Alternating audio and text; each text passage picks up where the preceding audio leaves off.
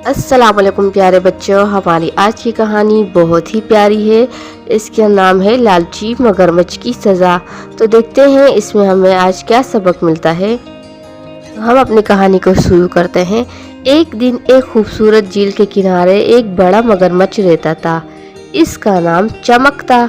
चमक बहुत ही ताकतवर था, लेकिन वो बहुत लालची भी था। साथ साथ में वो हमेशा चाहता था कि सब कुछ इसके पास हो, चाहे खाने की चीज़ें हो या झील की सबसे अच्छी अच्छी चीज़ें।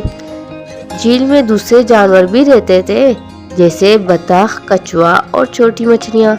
सब मिलजुल कर रहते थे, लेकिन चमक हमेशा ज़्यादा से ज़्यादा खाने की कोशिश करता और दूसरों के हिस्से की भी मछलियाँ खा लेता और दूसरों को डराकर इनकी जगह से छीन लेता।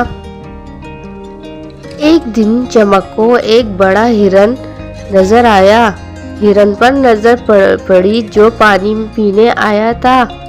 चमक ने सोचा, ये तो बहुत बड़ा है और मजेदार होगा। अगर मैं इससे खा लूं तो कई दिनों तक मजे से रहूंगा। साथ साथ में वो ख्याली पुलाव बनाने लगा। तो फिर क्या था प्यारे बच्चों, चमक आहिस्ता से पानी में छुप गया और हिरन के करीब जाने लगा। जैसे ही हिरन ने पानी में अपना चेहरा झुकाया, चमक ने एक जबरदस्त से छलांग लगाई, लेकिन वो इतनी जल्दबाजी में था कि इसका मुंह जो है एक बड़े पत्थर से टकरा जाता है। जैसे ही चमक को होश आता है, चमक के दांतों में शदीद चोट आई और इसके जबड़ा बुरी तरह जख्मी हो गया, क्योंकि वो पत्थर बहुत ही बड़ा होता है। अब कोई भी चीज सही से न खा सकता था।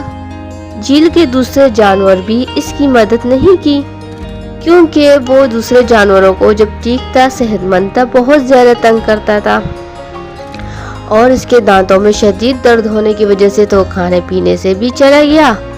वो सब इसकी लालच की हरकतों से तंग आ चुके थे, इसलिए वो भी मदद नहीं कर रहे थे। इसी वजह से जो झील के और जानवर होते हैं, उन्होंने इसकी बिल्कुल भी मदद नहीं की। वो इसकी लालची हरकतों से तंग आकर इसकी जो है लालची हरकतों की सजा दी। चमक को एहसास हुआ कि इसकी लालच ने इसे मुसीबत में डाल दिया। अगर वो दूसरों के साथ मिलकर खाता और दूसरों की इज्जत करता तो शायद इसे ये सजा ना मिलती। तो इससे हमें क्या सबक मिला प्यारे बच्चों? इससे हमें ये सबक मिलता है, लालच हमेशा नुकसान पहुंचाता है और जो दूसरों का हक मारता है वो आखिर में खुद तकलीफ में पड़ता है। तो ये कहानी हमें सिखाती दूसरों के साथ हमें मिलकर रहना चाहिए और लालच से बचना चाहिए। कितना प्यारा सबक मिला हमें आज की कहानी से, है ना बच्चों?